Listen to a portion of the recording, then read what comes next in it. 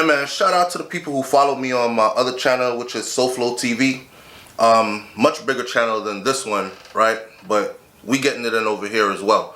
So without further ado, let's get right into the story. Hey, it's down to the wire. It's the last minute. I'm putting my bid in. I'm betting that YNW Melly is going to be found guilty and he's going to prison for a long time. I think the only people who right now are holding on to hope or are in denial are like the YNW Melly fans that like him because of, for some strange reason, I don't know, some girls like guys with a lot of gold and diamonds in their mouth and dreadlocks on top of their head, tattoos on their face or whatever. They're infatuated. It's summertime, school is out, so kids got a lot of time to pay attention to stuff like this that's going on, right? With that said though, let's talk about how this is all going to go down, where the case is at, and what to expect next. So, as we stand today, after you finish seeing this, watching this, today is going to be closing arguments. Closing arguments is where the prosecution and then the defense, which is YNW Melly's lawyers, they're both going to have their chance to go before the jury and lay out everything. Listen, we've brought to you, for instance, they'll say, listen, we showed you the ballistics evidence. We showed you that the shot came from inside the car. We showed you that there was no drive-by shooting. We showed you that this murder was staged. We showed you that the bodies were shot again after they were dead to make it look like they were shot from outside the car, but forensics shows that this, that, and the other. We showed you that blah, blah, blah, and they'll go on, and then his defense team will jump in. You're laying your case out for the jury to remember all that you have showed them. Because the jury, they're only humans. And they've seen a lot over the past few days, right? Okay, once this part is done, the closing arguments, I believe the judge will instruct the jury, and the judge will instruct the jury on how to find. Is it going to be guilty first degree, guilty second degree, or is the case going to be hung jury, or is it going to, and each one of those will tell them, if you have doubts that blah blah blah, then you must choose A. If you're absolutely sure without a doubt that he did it based on evidence given, then you must choose B, and B will say guilty in the first degree. If you, and it'll go like that. They'll instruct the jury after the prosecution and the defense team gives their closing argument. The jury will say bye-bye. They will be sequestered, meaning they will not be going home. They will be locked in to whatever hotel room they have. They're going to go put them somewhere at the W or wherever they got them at, on a top floor in a hotel suite, and they will all be in there, and they will be sitting there ordering. Their food will be coming into them. They won't even be allowed to leave that area. They can't leave and say, hey, I'm gonna go down the street and pick up some food. I'm going for Chinese. What do you want? What do you want? No, their food will be brought into them. They will have no contact with the outside world. It will be them just deliberating, speaking to each other. Somebody is saying, nah, I don't believe that. And another person is gonna ask them, why you don't believe that? Look at this evidence right here. And he's gonna be like, oh yeah, you're right. I remember that now. Okay, I changed my plea to what you got. You said guilty, I say guilty too. Or you say innocent, I say innocent too. It's going to be between the jury after that. Today is Thursday. Today is Thursday. Tomorrow, Friday. We could very well have by Friday. We could have a verdict by Friday. We could have a verdict by Friday. YNW Melly could definitely hear if he is guilty or if he is going home by tomorrow, if the jury takes that quickly. For some reason, I think that the prosecution laid this case out so smoothly that the jury will probably come back tomorrow, Friday with a verdict. Here's why. I expected YNW Melly's attorneys to bring in their own forensics experts to challenge what the prosecution brought in. Did y'all notice that they did not challenge any of that? Your client is here for double murder, facing the death penalty, and you didn't go get an expert to come challenge these other experts and say, well, listen, I don't think the angle that was shot from is the only angle it could have been shot from. I don't think that, man, the only thing they came up with is one freaking witness. One witness, which, by the way, according to my paperwork, that one witness, the friend that suddenly appeared out of nowhere with the alibi, that friend is going to be in trouble if YNW Melly is convicted. They better pray that YNW Melly does not get convicted. They better pray for some reason, somehow, that he beats this case. If he beats this case, they're good. If he does not beat this case, let me tell you who's going down. I said it in other videos. We could all compile it right now because this is the end, right before the verdict. Fredo Bang, the rapper, Fredo Bang, is going down if YNW Melly is convicted. Let me tell you why. Fredo Bang can be hit with a charge that is called accessory after the fact.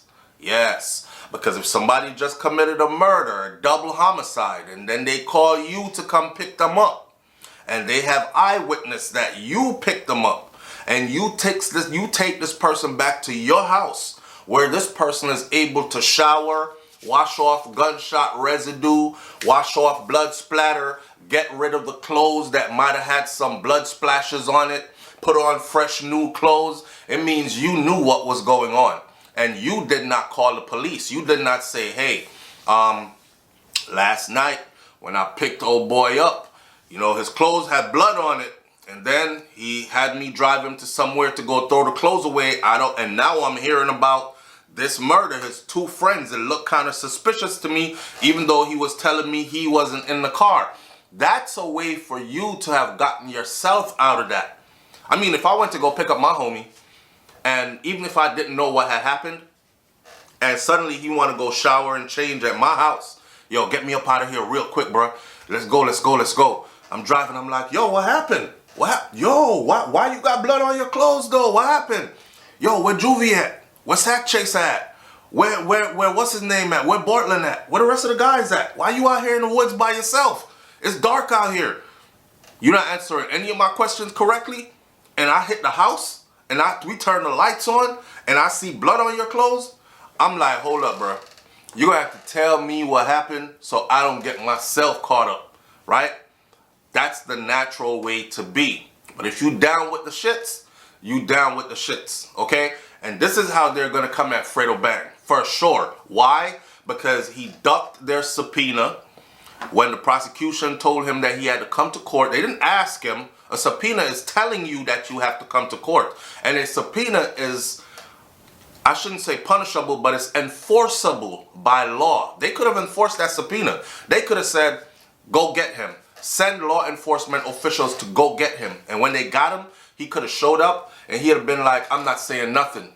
I told y'all I'm not coming if you subpoena me. And they'll go, okay, put him in jail. And he will have to sit in jail until he decides to talk, right? Regardless if he gives them good or bad information on the stand, he would have to say something. Why you think all the other people were there? Why you think the mama for YNW Melly's ex-girl was there? Why you think Mr. Glass was there in a red jacket? All of them got the same subpoenas, and they were scared of what could happen after if they didn't show up, so they showed up. Even though they showed up with a bad attitude, they showed up. Fredo Bang said, fuck it, I'm not showing up. Then he makes a song in a video, puts it out to the world, that says, free Melvin. Go look up YouTube, it's doing numbers. Free Melvin. Free Melvin, and in the song Free Melvin, he said something about the subpoena. He said, them lawyers sent the subpoena, tell them lawyers I ain't seen that shit. If you ain't seen it, how did you know that they sent it. You're watching the trial like everybody else anyways, and it was said in court that Fredo Bang was subpoenaed. Remember, the lady got up and said it. Where is Fredo Bang? Fredo Bang was subpoenaed. He's not showing up, Your Honor. Blah, blah, blah. Another person they're definitely going to go after if YNW Melly is convicted. They're definitely going to go after that friend. Dude with the dreads, dark-skinned dude with the dreads that took the stand last minute. He was like their only saving grace that YNW Melly's team had. YNW Melly's lawyer, we call it, in Miami, we call this flogging. You flogging. You ain't had nothing. You up here pretending like you had something. They were bolstering. They was posting up like they got a whole lot coming. Oh, our client's definitely getting off. We got a whole lot coming. Wait till it's our turn. And then their turn came and they had nothing. YNW Melly's lawyer team had absolutely not a damn thing. But you know what? They're getting paid a whole lot of money. They ain't doing this for free. They're getting paid a whole lot of money. And not only are they getting paid a whole lot of money, but they got to earn that money. And this is also their calling card because they came recommended, right? So if they throw this case away after this, the next rapper that gets in trouble, because you know rappers always getting in trouble, obviously. They always catching a body or they always getting killed out here. Or they always getting caught up in drugs or racketeering charges or RICO charge, whatever it is. The next time a rapper with some clout is looking for a good attorney, they're going to look at this team and say, hell nah, I don't want them because they couldn't save Melly. They came up with one person at the end. There was an expert lawyer that spoke. That expert lawyer used to be Melly's lawyer back in the day. That expert lawyer said, I can't believe that they showed up with just one witness. But okay, if you show up with one witness, it has to be one witness that is powerful. Personally, if I was going to call one witness, it would not have been this guy. And it definitely would not have been him. I would prefer to have not called anybody at all. What does that tell you? That tells you that they have just set themselves up. Because now, prosecution can be like, they all knew that he was lying. They probably concocted this story and coerced him into saying question and answer, how to answer the questions, and saying, listen, you are his only hope. Okay? Do you want to get Melly off or not? Do you want to get him home to his family? Do you want to get him back out here making music, making money? He's going to blow big, huge, if he beats this murder trial. Soon as he beats this murder trial, the first song and video that he puts out, 1 million views in one day. Soon as he beats this murder trial, the first any project that he jumps on, a whole bunch of different rap artists are going to be throwing him parties and coming to do collaborations with him. His star is going to shoot off into the universe, okay? Put it that way. A whole lot of money going to be coming in. Don't you want to be a part of this? Don't you want to save your friend and be a part of the bigger picture? Listen, you are his only hope. If the prosecution can prove that they coerced him into saying that all of them are going to jail, all of them are getting in trouble, end of the day, look who they chose, man. They chose somebody who came up with an alibi last minute. Where was this alibi all along? Where the hell was this alibi all along? Think about it. Do you think that YNW Melly would have been sitting in jail or in prison, lockup all these years if this guy that testified last that said Melly did get out of the vehicle? Yes, you saw him on camera get into the vehicle, but down the road, shortly after we left the studio, we stopped and Melly did get out of the vehicle and he came into the red vehicle with us.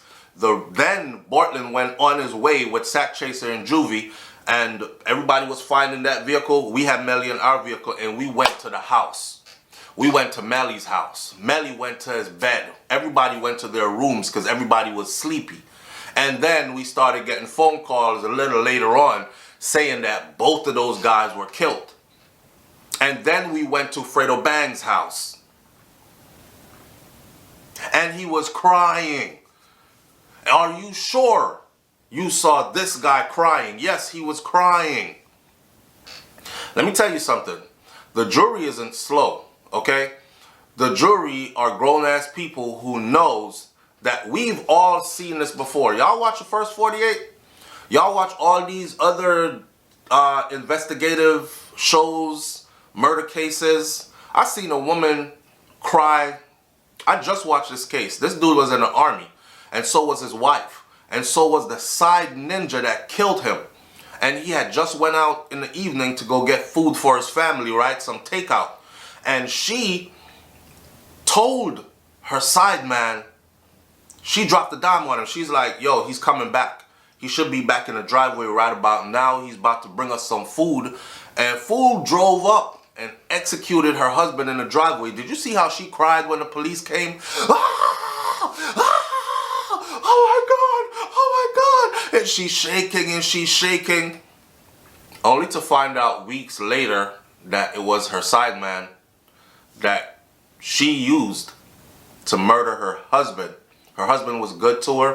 Her husband wasn't abusive.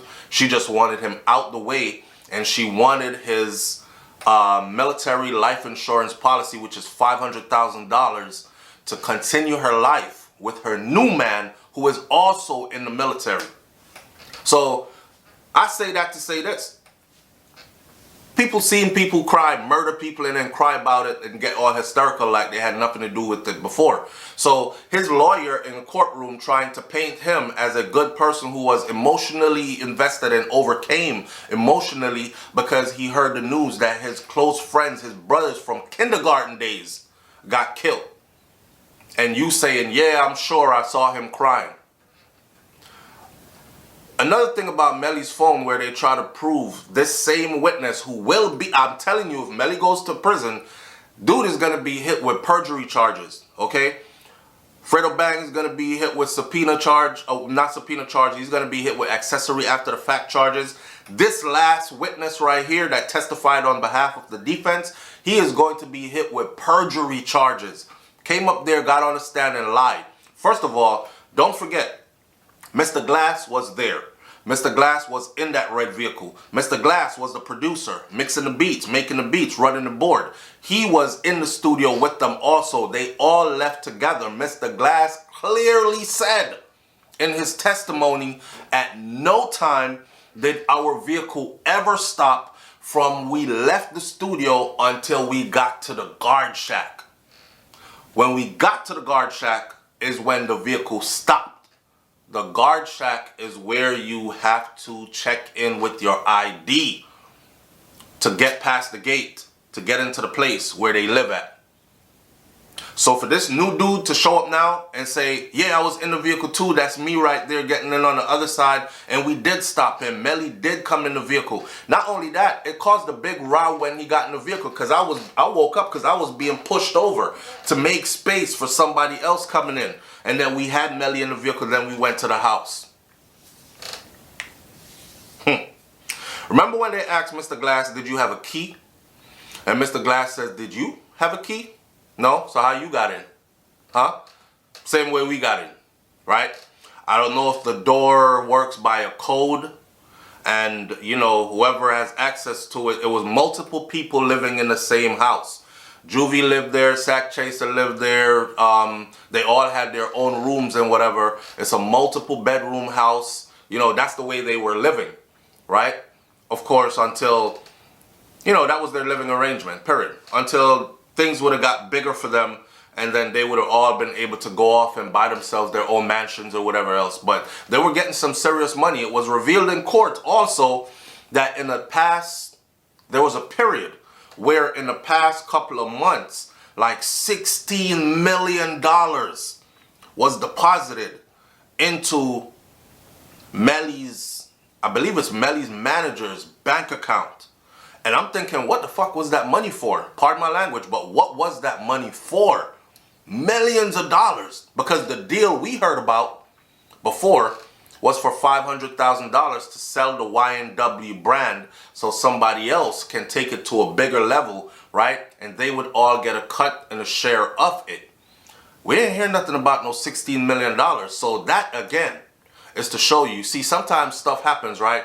Like these big major record labels, they will pay the manager, because the manager is the one that understands the music business. The artist just wants to be an artist.